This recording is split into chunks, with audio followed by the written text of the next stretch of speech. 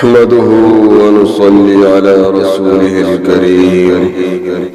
أما بعد فأعوذ بالله من الشيطان الرجيم بسم الله الرحمن الرحيم وظیفہ فور حاجات چینل میں قاری منصور اللہ آپ کو خوش آمدید کہتے ہیں اس دعا کے ساتھ کہ آپ جہاں کہیں بھی رہیں خوش و خرم رہیں، آباد رہیں اور سدا سلامت رہیں۔ ایک سائل کا سوال تھا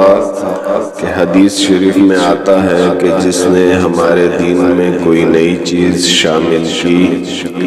بس وہ مردود ہے، تو آیا یہ وظیفہ وغیرہ کرنا اس زمرے میں آتا ہے یا نہیں؟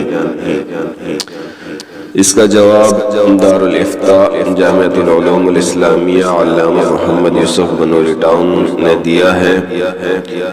جواب یہ ہے کہ مذکورہ حدیث کا مطلب ہے کہ دین میں ایسا کام شامل کرنا جس کی اصل دین میں موجود نہ ہو اور اسے دین کا حصہ بنا کر اور ثواب کا کام سمجھ کر کیا جائے، وہ مردود ہے۔ وظیفہ فی نفسہ احادیث مبارکہ سے بھی ثابت ہے۔ بعض لوگوں کو رسول اللہ صلی اللہ علیہ وسلم نے پڑھنے کے لیے مخصوص کلمات بتائے اور بعض مواقع پر کلمات کی مخصوص تعداد بھی بتائی ہے،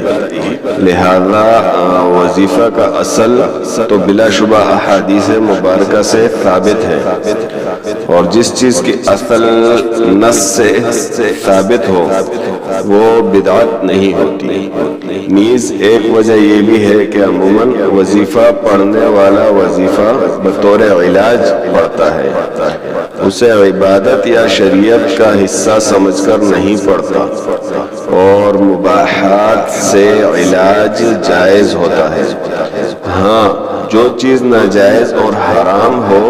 اسے علاج میں استعمال کرنا جائز نہیں ہوتا۔ اسی طرح جن کلمات کا معنی معلوم ہو اور وہ معنی شرعاً درست بھی ہو انہیں مؤثر باللذات سمجھے بغیر بطور علاج وظیفہ پڑھنا بھی جائز ہوگا۔ باقی مجربات اکابر جس میں وظائف بھی شامل ہیں، یعنی قرآن مجید اور احادیث مبارکہ سے صراحتاً غیر ثابت شدہ اعمال اور وظائف اور نسخے وغیرہ جو اکابرین سے ثابت ہوں، خواہ وہ روحانی ہوں یا جسمانی امراض سے شفا کے حوالے سے ہوں،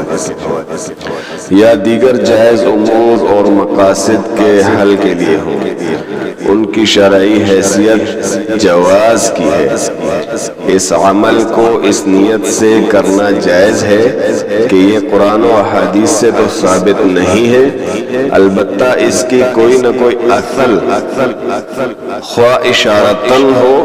قرآن و احادیث میں موجود ہوتی ہے۔ بہرحال اس کی حیثیت شرعیت کے کسی مستحب عمل سے بھی کم درجے کی ہے۔ مثلاً کسی موقع پر کوئی خاص ذکر کرنا، اس میں خاص موقع پر خاص ذکر تو کسی بزرگ کا تجربہ ہی ہوگا، اور شرعی اعتبار سے اس کی حیثیت جواز کی ہوگی، اور قرآن و حدیث سے اس موقع کے لیے یہ خاص ذکر ثابت نہیں ہوگا، لہذا اس کی اصل یعنی اس میں موجود نفس ذکر قرآن و حدیث سے ثابت بھی ہے اور شرعاً مستحب بھی ہے۔ اب بدعت کیا ہے؟ بدعت ہر وہ کام جس کی کوئی شرعی اصل، مثال یا نظیر کتاب و سنت اور آثار صحابہ میں موجود نہ ہو، قرون اولا ثلاثہ میں اس پر عمل کے امکان کے باوجود صحابہ و تابعین و تبع تابعین نے اسے اختیار نہ کیا ہو اور اس کو دین میں ثابت شدہ اور ثواب کا کام سمجھ کر کیا جائے یا کسی جائز اور مستحب کام کو لازم سمجھ کر کیا جائے اور نہ کرنے والے کو مورد طعن ٹھہرایا جائے، وہ بدعت ہے، اسے بدعت کہتے ہیں۔ سامعین گرامی، اس طرح کی مزید معلوماتی اور وظائف پر مبنی ویڈیوز کے لیے ہمارے اس چینل کو سبسکرائب کیجیے اور بیل آئیکن کو دبانا مت بھولیے گا، اور ہماری اس ویڈیو کو لائک اور شیئر ضرور کیجیے گا۔ جزاکم اللہ خیرا۔